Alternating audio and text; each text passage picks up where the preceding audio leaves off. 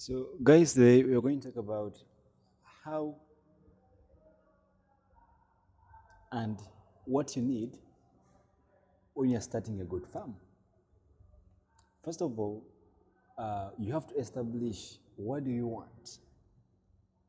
What are you looking at? Are you looking at being a breeder? Are you looking at meat production? Or are you looking at milk production? Because all those three factors, or all those three markets, they will give you a different budget, they'll give you a different goal.